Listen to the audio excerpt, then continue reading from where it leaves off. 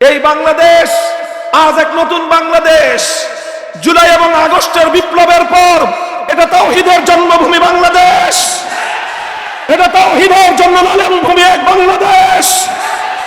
এই বাংলাদেশে এখন আমরা অত্যন্ত যৌক্তিক কারণে একটা কথা বলতে চাই, সেটা হলো আমার বাংলাদেশের রাষ্ট্রীয় খরচে, রাষ্ট্রীয় আয়োজনে, রাষ্ট্রীয় ব্যবস্থাপনায় যেই প্রাইমারি স্কুলগুলো চলছে, সেই প্রাইমারি স্কুলগুলো চলে জনগণের ট্যাক্সের পয়সায়। ভবন নির্মাণ হয় আমাদের ট্যাক্সের পয়সায়, শিক্ষকদের বেতন নির্ণয় হয় আমাদের ট্যাক্সের পয়সায়, সকল পাঠ্যপুস্তক ছাপানো হয় জনগণের ট্যাক্সের পয়সায়।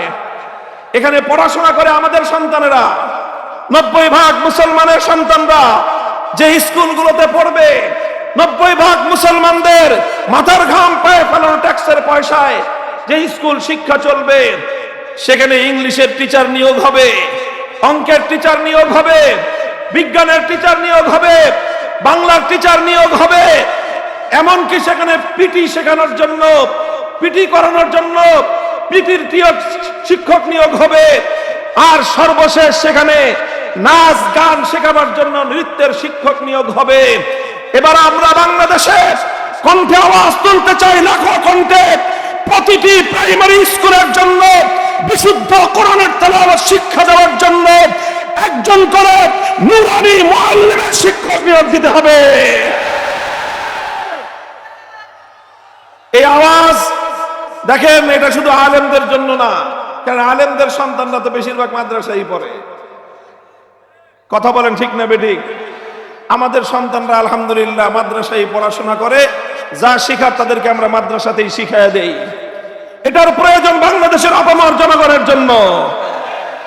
বাংলাদেশের জাতীয় শিক্ষা ব্যবস্থা, মুসলমানদের রাষ্ট্রের জাতীয় শিক্ষা ব্যবস্থা, আল্লাহর কোরআনের বিশুদ্ধ তেলাওয়াত বিবর্জিত এই শিক্ষা মুসলমানদের শাহজালালের বাংলা চলতে পারে না। এই জন্য যারা শিক্ষাবিদ আছেন, স্কুল কলেজগুলোর শিক্ষা ব্যবস্থার সঙ্গে যারা জড়িত আছেন, শিক্ষক ভাইরা, শিক্ষিকা বোনেরা, যারা ব্যবস্থাপনার সঙ্গে ম্যানেজিং কমিটির সদস্যরা যারা রয়েছেন, এরপরে যারা প্রশাসনের সঙ্গে জড়িত আছেন, আপনারা এই বিষয়ে উদ্যোগ গ্রহণ করেন। এখন বলছি, উদ্যোগ গ্রহণ করেন। যদি এই বিষয়ে আপনারা যথাযথ পদক্ষেপ নিতে ব্যর্থ হন, সেদিনের জন্য অপেক্ষা করুন। গোটা শিক্ষা ব্যবস্থা আমরা নিজেদের হাতে তুলে নিয়ে আমাদের সন্তানদের শিক্ষার দায়িত্ব আমরাই গ্রহণ করব।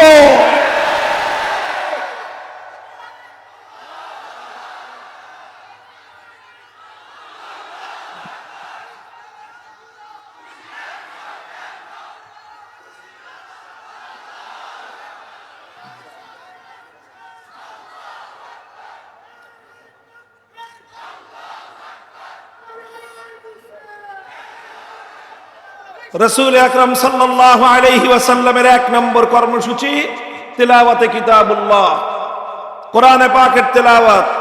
কথা ঠিক কিনা? কাজেই কোরআনের এই তেলাওয়াত এদেশে মক্তব হেফজখানার মাধ্যমে চালু আছে। এটাকে আরো বিস্তৃত করতে হবে, আরো সম্প্রসারিত করতে হবে। কথা বলেন ঠিক না বেঠিক?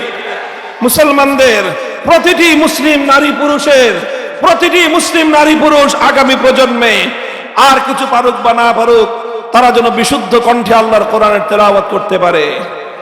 আগামীর বাংলাদেশ হবে কোরআনের বাংলাদেশ। অনেক গল্প শুনেছো তোমরা ডিজিটালের, স্মার্টনেসের গল্প শুনিয়েছো।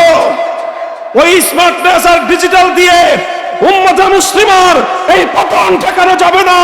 উম্মতকে কোরআনের আলোয় উদ্ভাসিত করতে হবে।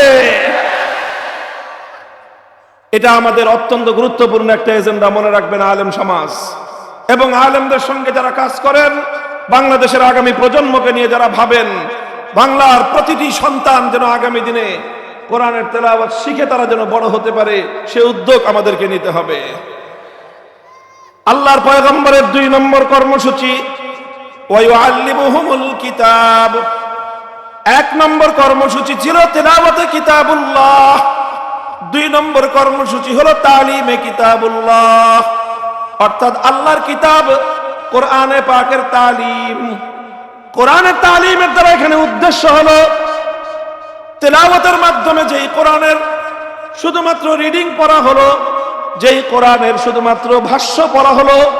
এবার 2 নম্বর কর্মসূচি, তালিমে কিতাবুল্লাহর মাধ্যমে আল্লাহর কোরআনে পাকের মর্ম এবং তার অর্থ মানুষকে বোঝাতে হবে।